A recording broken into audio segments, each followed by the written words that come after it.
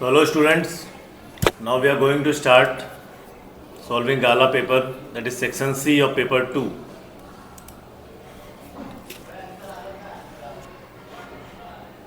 वो section C करेंगे second paper का। ले चलते हैं पहले क्वेश्चन को अपने वाइट बोर्ड पे। क्वेश्चन है find the zeros of the polynomial 4s² - 4s + 1 and verify the relation between zeros and coefficients. So question समझ में आ गया होगा आप लोगों को कि हमें पता करना है फाइंड द जीरोज यानी एक्स की वैल्यूज हमें फाइंड करने हैं और क्या करना है, वेरीफाई द रिलेशन बिटवीन। तो स्टार्ट करते हैं बिना टाइम वेस्ट किए।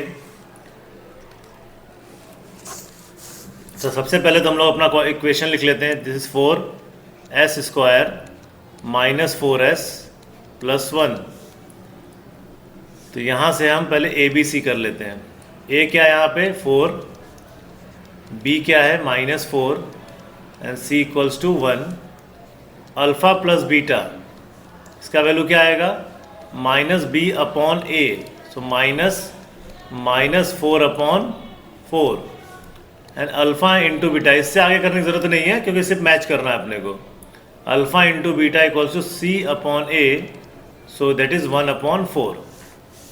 अब इसको हम लोग फैक्टराइज करते हैं मिडिल टर्म, और जैसा कि मैं देख पा रहा हूँ कि ये जो नंबर है ये बड़े आसानी से ब्रेक हो जाएगा इस फॉर्मूले से, क्योंकि पहला और आखिरी टर्म दोनों ही स्क्वायर है। So a² - 2 into a into b plus b², so it is 2s - 1 the whole square. तो जैसा हम देख सकते हैं दोनों ही फैक्टर सेम आ रहा है, ठीक है। तो यहाँ से जब भी हम लोग वैल्यू निकालते हैं s का, that is 2s - 1, so s = 0, so 2s = 1, s = 1/2, और यहाँ भी क्या है s = 1/2, सेम ही है वैल्यू। अब बात करते हैं हम लोग क्या पहले बोला था, फाइंड द जीरोस। तो जीरोस क्या आ गया इसका 1/2 1/2। नाउ हमें वेरीफाई करना रिलेशन। चलो वेरीफाई करते हैं रिलेशन। तो रिलेशन कैसे वेरीफाई करेंगे, सो alpha plus beta = half plus half, that is 1 + 1/2, that is 2/2।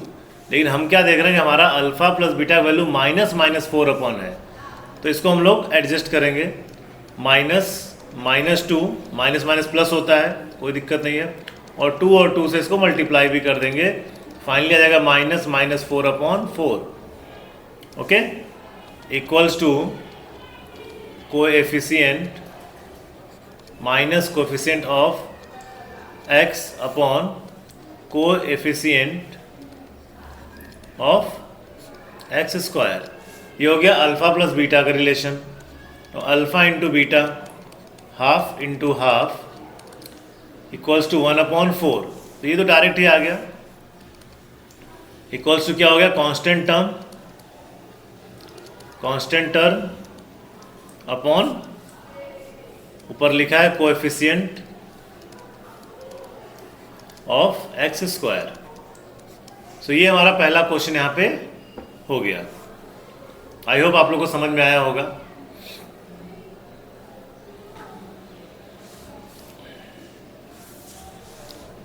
तो अभी करेंगे हम लोग दूसरा क्वेश्चन।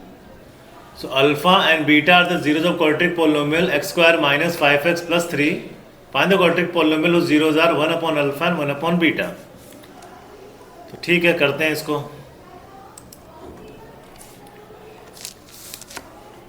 पहले इक्वेशन लिख लेते हैं, x² - 5x + 3, और अपना a b c निकाल लेते हैं। a = 1, b = -5 and c = 3। सो इसमें जीरो तो फाइंड नहीं करना हमको, 1/अल्फा 1/बीटा का वैल्यू ही फाइंड कर लेना है। तो पहले अल्फ़ा प्लस बीटा का वैल्यू देखते हैं क्या आता है। -b/a = -5/1 = 5/1।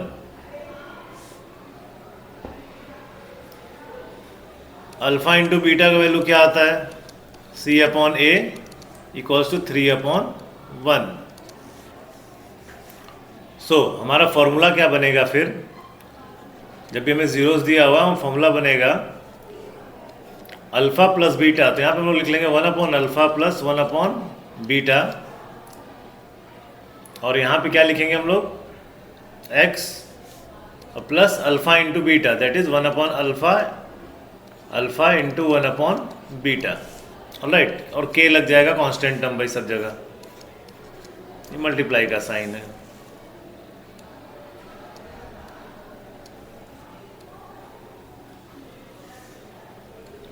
पॉइंटेड ले लें, ओके। नाउ अब हमारे पास अल्फा प्लस बीटा का तो वैल्यू है, इसका वैल्यू नहीं है, तो इनको सॉल्व करके देखते हैं। डायरेक्ट इसका वैल्यू ही हम लोग यूज कर निकाल लेते हैं पहले। 1/अल्फा प्लस 1/बीटा, क्या आ जाएगा ये अल्फा प्लस बीटा। एक्चुअली तुम लोग के हिसाब से आएगा beta plus alpha, but plus का साइन है, कोई फर्क नहीं पड़ता है। समझ में आ गया, एलसीएम आ गया अल्फा बीटा। ये कितना है अल्फा 5 इक्वल्स टू 5, और अल्फा अपॉन बीटा कितना है 3, तो इसका वैल्यू कितना आ गया 5/3। 1/अल्फा 1/बीटा का वैल्यू कितना आ जाएगा 1/अल्फा बीटा 1/3। अब इन वैल्यूज को हमें इसमें प्लेस करना है। सो kx² माइनस k 1/अल्फा प्लस 1/बीटा equals to 5/3 x plus alpha into beta कितना आ जाएगा 1/3 k को कर देते हैं बाहर, x² माइनस 5/3x प्लस 1/3। अब हम देख सकते हैं कि यहाँ पे 3 का एलसीएम बनेगा, 3 हो गया एलसीएम में, सो 3x² माइनस 5x प्लस 1। सो हमारा जो फाइनल आंसर आता है वो आएगा k/3, और क्वाड्रेटिक इक्वेशन बना 3x² minus 5x plus 1। Okay, देख लीजिए आप लोग एक बार सम, फिर अगले क्वेश्चन की तरफ बढ़ते हैं।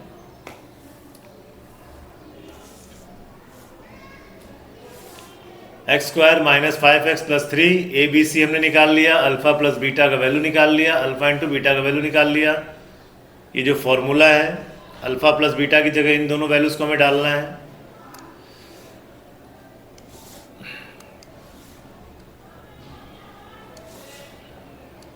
ऑलराइट, 1/अल्फा, बाद में इसका वैल्यू निकाल लेना है और इनका वैल्यू फाइंड कर लेना है, फिर ये फॉर्मूले में प्लेस करके एलसीएम निकाल के सब नंबर्स को बाहर करके हमारा फाइनल आंसर आ गया। ओके, चलो अगले क्वेश्चन की तरफ बढ़ते हैं। क्वेश्चन है Nitya has to send her daughter to school. So question है Nitya has to send her daughter to school after 12 weeks, 12 हफ्तों के बाद। She requires 3150 for the same. She have 100 in the first week and then increased her weekly saving by 30। तो नित्या को क्या करना है, अपने बच्चे के स्कूल में कुछ पैसे भेजने हैं 12 हफ्ते के बाद। तो टोटल पैसा कितना भेजना है उसको 3150। तो यहाँ पे जो टोटल पैसा है इसको हम लोग मान लेंगे SN कितना है उसका total 3150। She saves 100 in the first, यानी A equals to 100 in the first week and then increased her weekly saving by 30। तो D कितना हो गया 30। N हमारा कितना है यहाँ पे 12 हफ्तों की बात है, तो उसको हर हफ्ते में 30-30 रुपए जोड़ने हैं उसमें।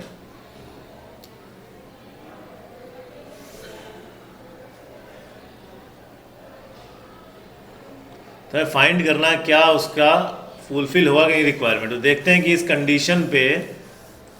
कंडीशन पे क्या 12 हफ्तों में उसका पैसा पूरा हो जाएगा। And increased her saving. So हम लोग क्या करेंगे अभी इन डेटा के हेल्प से ऐसे निकालेंगे, देखते हैं वैल्यू को मैच करता है कि नहीं करता है। n/2 2a plus n-1 into D। n कितना है, 12 है, 2 इंटू 100 प्लस 11d, तो ये हो गया 6। किसी को 11 नहीं समझ में आ जाना चाहिए कि 12 माइनस 1, 12 माइनस 1 n माइनस 1 यानी 12 माइनस 1, तो कितना आ जाएगा, 11 आ जाएगा। तो ये हो गया 6, 200 प्लस d की वैल्यू क्या है यहाँ पे 30, तो यहाँ क्या हो जाएगा 6, ये हो जाएगा 530। मल्टीप्लाई करते हैं हम लोग 6 को 530 से,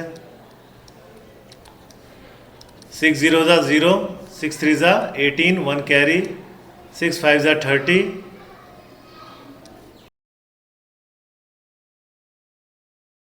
उसका टारगेट है 3150 रुपये। उसके पास पैसे कितने इकट्ठे हो रहे हैं, 3180। तो she will fulfil her requirement.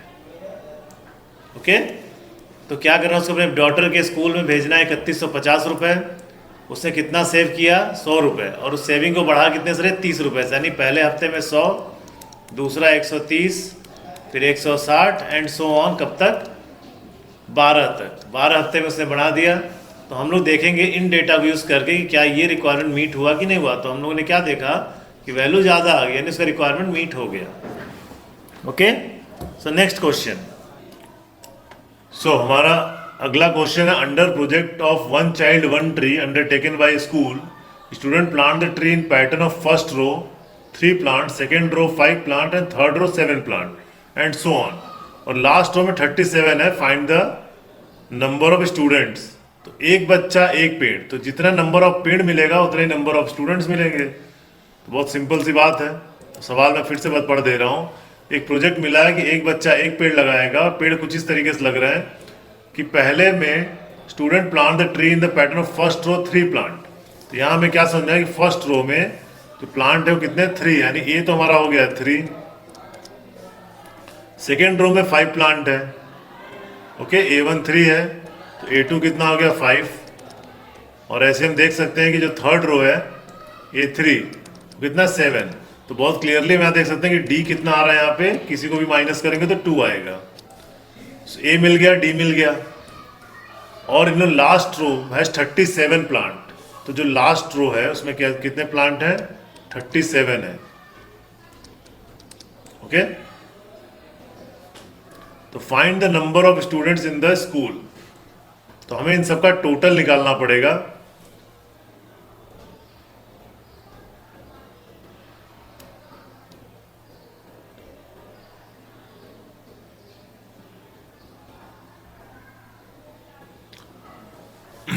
तो जो लास्ट रो है उसमें 37 प्लांट है, यानी कि an जो nth टर्म है वो 37 है। तो हमारे पास लास्ट टर्म हो गया 37 के लिए। तो फॉर्मूला क्या था an के लिए, an equals to a plus n minus 1 into D.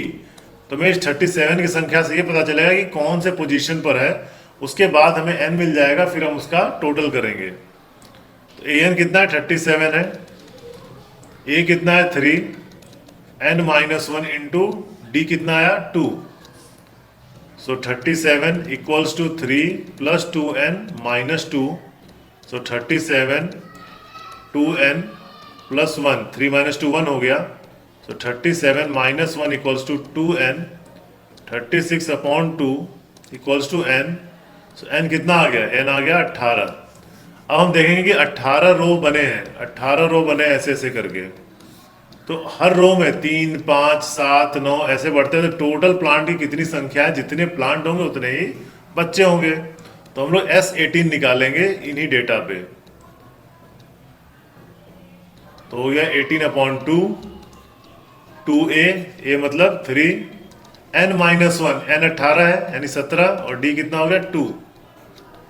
Okay, n minus 1, 18 minus 1 कितना हो जाएगा 17। सो ये कितना हो गया 9, 2 8 9 जा 18, ब्रैकेट में क्या बचा 6 प्लस 34। तो 9 इंटू 40, 9 4 जा 36, 360। Find the number of students. So number of students equals to 360। ये तुम्हारा आंसर है। ओके, सो हम लोगों ने कौन कौन से क्वेश्चन कर लिए? 38, 39, 40, 41, 42, 43, 44, 45, 46। करना तो इसमें से क्या है, NE6 ही है, लेकिन हम लोग तो सारे ही करेंगे। ओके, तो बाकी क्वेश्चन नेक्स्ट पार्ट में। Thank you for watching.